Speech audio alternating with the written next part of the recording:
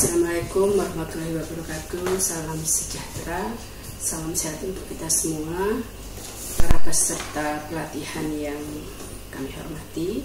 Kita akan mulai sesi kali ini dengan materi yang merupakan awal dari materi untuk pelatihan dasar atau latsar yang diadakan di tahun 2022.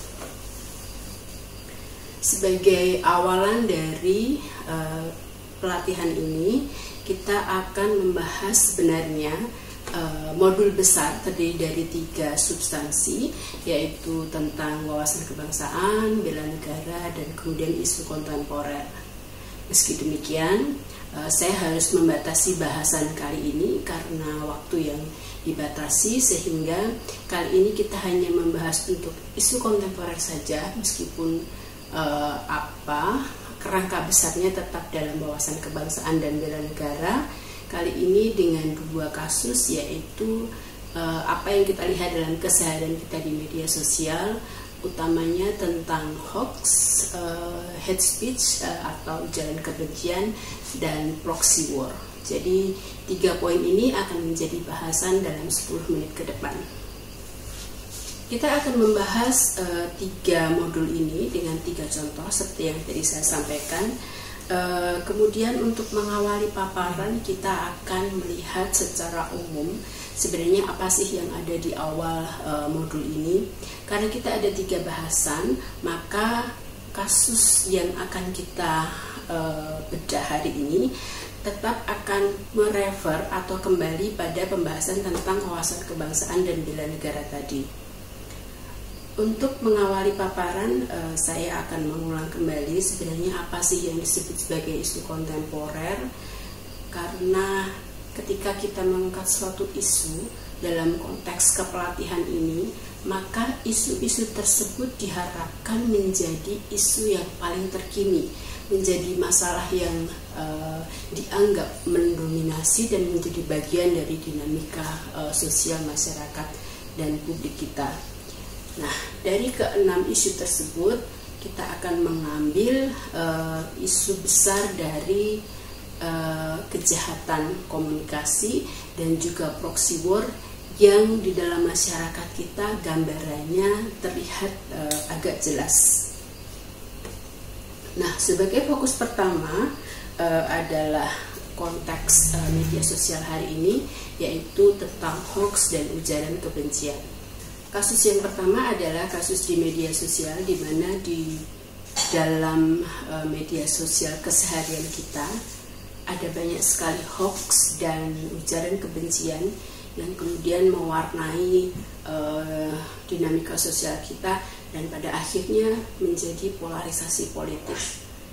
Nah, untuk menjelaskan fenomena ini, kita akan pakai data yang sudah pernah di-launching tentang media sosial use yang kita bandingkan dari tahun 2019 dan 2021. Secara umum saja, ketika kita melihat data ini, kita bisa fokus di dalam angka atau data tentang penggunaan media sosial dan keaktifan netizen di dalam menggunakan media sosial tersebut. Secara angka, jika kita bandingkan, maka terjadi peningkatan dari angka 47% menjadi 61% pada kisaran tahun 2019 sampai 2021. Pertanyaannya adalah, angka sebesar ini, data sebesar ini menunjukkan keaktifan pengguna media sosial saja. Tetapi dia belum bercerita tentang apa sebenarnya penggunaan media sosial yang menjadi keseharian publik kita. Kasus yang kedua adalah apa yang disebut sebagai proxy war.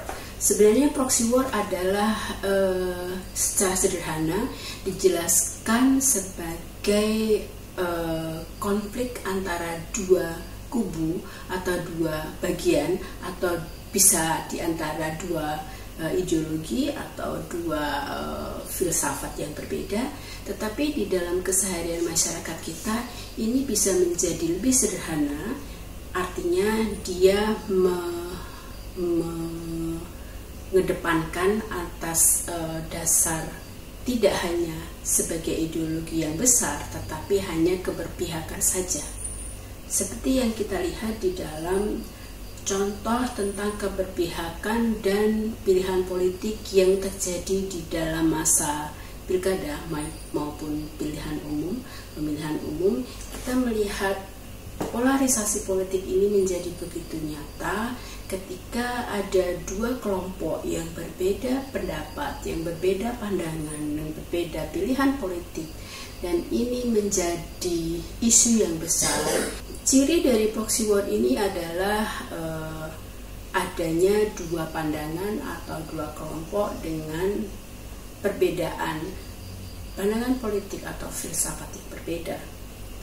Sebagai bahan dari data untuk membandingkan antara perbedaan pandangan atau perbedaan politik yang kemudian menjadi polarisasi, kita bisa melihat di dalam laporan yang diberikan oleh media sosial terkait dengan pendapat netizen, pendapat masyarakat publik tentang apakah terjadi perpecahan secara sosial akibat argumen atau diskusi yang terjadi di media sosial yang kemudian mengarah pada perpecahan atau polarisasi politik.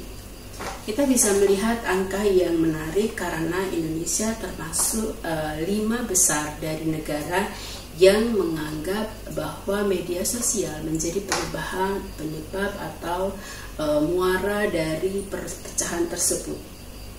Secara kuantitas dalam angka kita melihat 58% publik percaya bahwa media sosial menjadi akibat polarisasi tersebut.